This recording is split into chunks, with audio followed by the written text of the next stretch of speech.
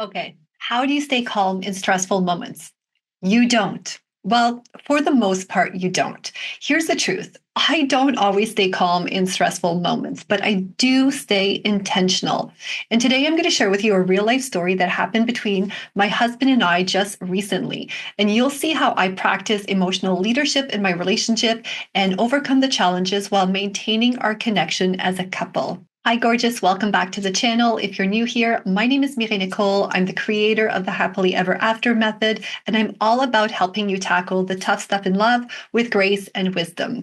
I also post random videos about non-toxic living and healthy eating. So if you're into that kind of stuff, I'd love for you to stick around and subscribe. Before we dive in, I want you to grab something that will change how you approach your love life, my free relationship success checklist. It's a quick reference sheet that gives you 25 daily actions you can choose from to increase your connection with your partner. So just to give you context, most of the equipment I use here for my YouTube videos is borrowed from my husband, notably the fancy DSLR camera I have and the tripod it's sat on. My husband used to do a lot of photography. He's really good at it, and it was one of his hobbies that he was really passionate about. And when I first started my YouTube channel, he wasn't using it as much, so he suggested I could use it to start generating better quality videos. Some of my older videos were just like on webcams or the camera just on my laptop. Well, recently, my husband decided he wanted to start doing photography again. We go on so many adventures together and trips,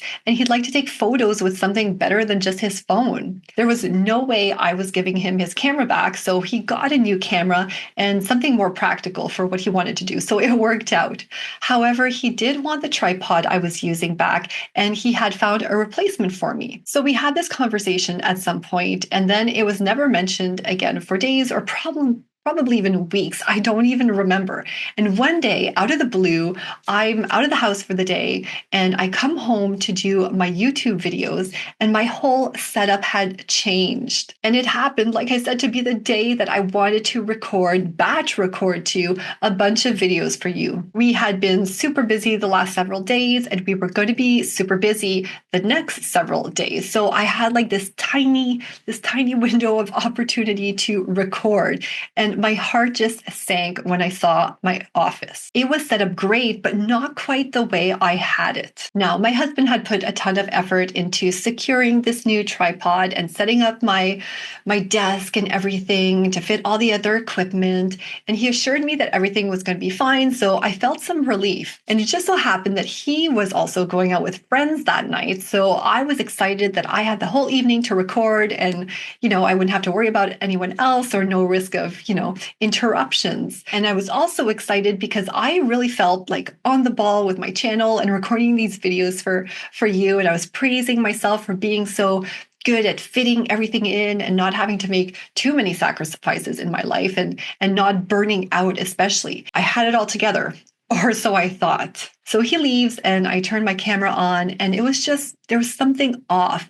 The camera was like too high. The zoom was weird. The focus wasn't right. And I tried a bunch of stuff and I just couldn't quite fix it. Where I had to sit to like get the same shot didn't make any sense anymore. And it didn't allow me to use the microphone or access my keyboard. And I texted him a question, but it didn't really help because I think I wasn't really clear. And I didn't want to bother him on his night out with his friends. It's so important to give your partner space and let him maintain his friendships and let him come back to you, full of testosterone. But do you think I stayed calm?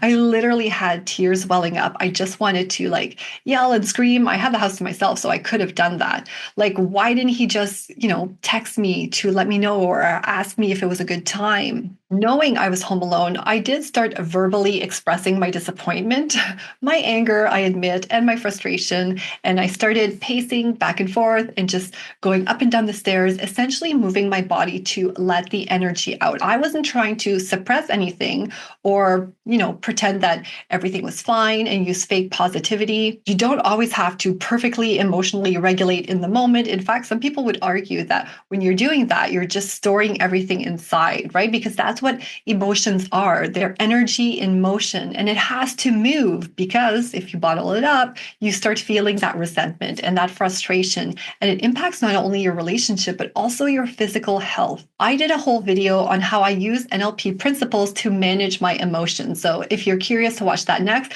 I'll link to it up here. So I don't stay calm, but I do stay intentional. And that's the key here. I was able to get myself back to a semi-rational state. And at the end of the day, I'm just a super emotional person. So just keep that in mind. If you feel like you're super sensitive, super empathetic, like that is totally me. So I never expect myself, anyways, to just get rid of my emotions and to have them completely go away. But I have learned to move forward with them. So when my husband came home, we chit chatted a bit. And then when the time felt right, because timing is everything, I shared with my husband how I felt in a non-accusatory way. And then I shared what I needed from him moving forward in a clear way. So I was super explicit about what I needed so it would be easy for him to do and to achieve, because men are all about success. If you've watched my other videos on what men value, and they actually enjoy making their women happy when you do it right. So I left it at that. I use the technique I coach women on all the time.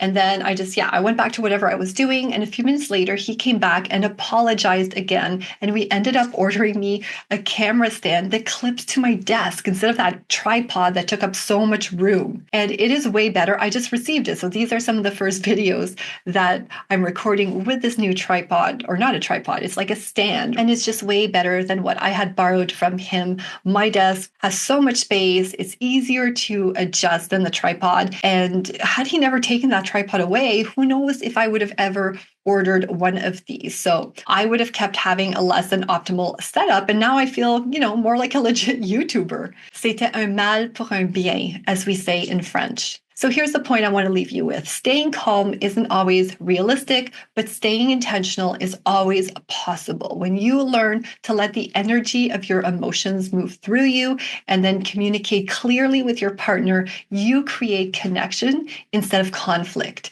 And that's how you turn stressful moments into opportunities for growth in your marriage. If you want a simple way to start practicing this today, don't forget to grab my free relationship success checklist. It's packed with 25 daily actions you can take to build connection with your partner. The link is in the description below this video, so download it and start using it tonight. Have you ever had a moment where your partner thought they were helping, but it actually stressed you out? Let me know in the comments. Let's chat about it. Until next time, stay intentional while honoring your emotions, and watch this video next.